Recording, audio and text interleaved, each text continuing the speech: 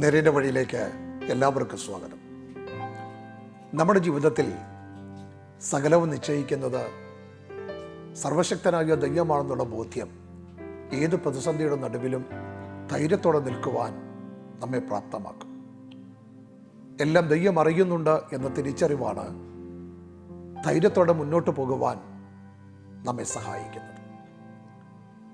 ഒരിക്കൽ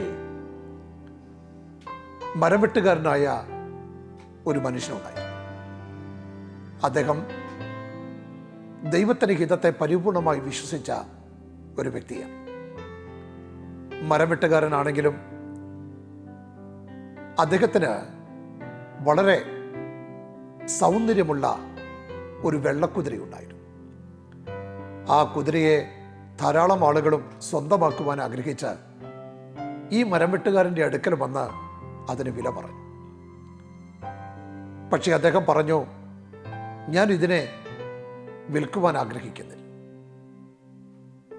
അദ്ദേഹത്തിൻ്റെ വാക്കുകൾ കേട്ട് വാങ്ങുവാൻ വന്നവരും അയൽവക്കക്കാരും ഒക്കെ പറഞ്ഞു, ഈ മനുഷ്യൻ എന്തൊരു വിഡ്ഢിയാണ്, ഇത്രയധികം വില ഈ വെള്ളക്കുതിരയ്ക്ക് കൊടുക്കുവാൻ ആളുകൾ തയ്യാറായിട്ടും അത് വിൽക്കുവാൻ അദ്ദേഹത്തിന് മനസ്സില്ലല്ലോ.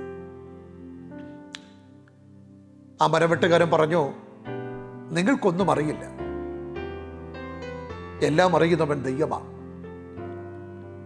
ആളുകൾ മുഴുവൻ അദ്ദേഹത്തെ കളിയാക്കി ചിരിക്കുകയും ഒത്തിരി പരിഹസിക്കുകയൊക്കെ ചെയ്തപ്പോഴും പ്രതികരിക്കുവാൻ തയ്യാറാകാതെ എല്ലാം ദൈവത്തിന് മാത്രമേ അറിയാവൂ എന്ന് പറഞ്ഞുകൊണ്ട് ശാന്തമായിരിക്കുവാനാണ് അദ്ദേഹം ശ്രമിച്ചത്.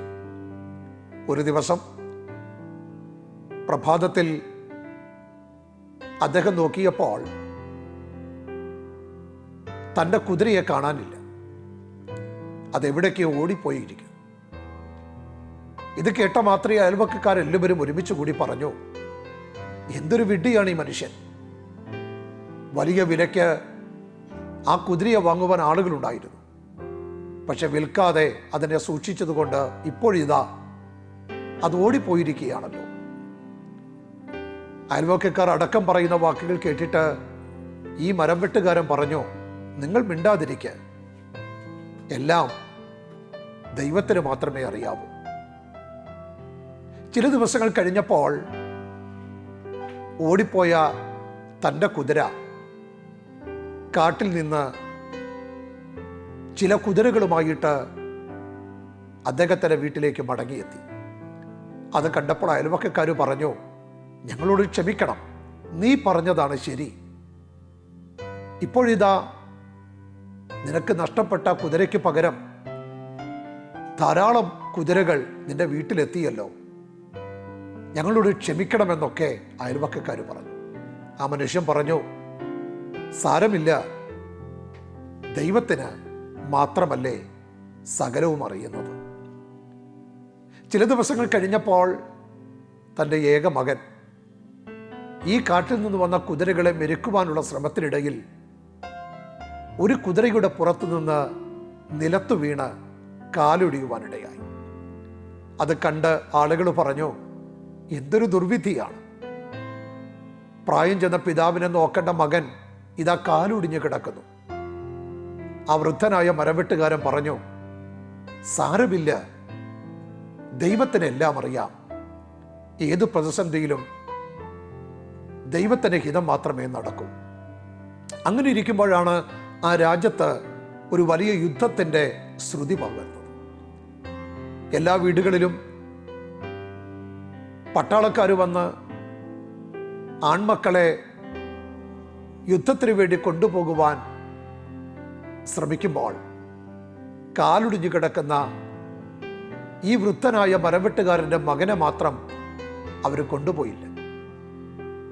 ഇത് കണ്ട മാത്രയിൽ ആളുകളെല്ലാം പറഞ്ഞു, സത്യത്തിൽ ഈ മനുഷ്യൻ പറഞ്ഞതാണ് ശരി. ഞങ്ങളുടെ മക്കളെയൊക്കെ യുദ്ധത്തിന് വേണ്ടി കൊണ്ടുപോകുകയാണ്. അവരൊക്കെ ആരോഗ്യത്തോടെ ജീവനോടെ മടങ്ങി വരുമോ എന്ന് ഞങ്ങൾക്കറിഞ്ഞുകൂടാ. പക്ഷെ താങ്കളുടെ മകൻ കാലൊടിഞ്ഞതിൻ്റെ പേരിൽ യുദ്ധത്തിന് പോകാതെ ഇതാ ഭവനത്തിൽ വിശ്രമിക്കുന്നു. നിന്റെ മകൻ നിന്റെ കൂടെയുണ്ടല്ലോ. ഇത് കേട്ട മാത്രമല്ല, മരംവെട്ടുകാരനായ മനുഷ്യൻ പറഞ്ഞു, ദൈവത്തിന് മാത്രമേ എല്ലാം അറിയൂ. എല്ലാം അറിയുന്നവൻ ദൈവമാണ്. സത്യത്തിൽ ആ മനുഷ്യൻ്റെ ദൈവത്തിലുള്ള അടിപതരാത്ത വിശ്വാസം ഏത് പ്രതിസന്ധിയുടെ മധ്യത്തിലും ധൈര്യത്തോടെ മുന്നേറുവാൻ സഹായിച്ചു എന്നതാണ് സത്യം. പ്രിയപ്പെട്ടവരെ, പുറമെ കാണുന്ന ഒരു കാര്യത്തെയും നമ്മുടെ ഹ്രസ്വമായ കാഴ്ചപ്പാട് കൊണ്ട് വിധിക്കുവാൻ തയ്യാറാകരുത്. സകലത്തിൻ്റെയും ആകത്തുക അറിയുന്നവൻ പരമാധികാരിയായ ദൈവത്തിന് മാത്രമാണ്. നമ്മുടെ ഹ്രസ്വമായ കാഴ്ച കൊണ്ട് നമ്മുടെ കണ്ണിന് മുമ്പിൽ കാണുന്ന പലതിനെയും വിലയിരുത്തുവാൻ നാം ശ്രമിക്കും.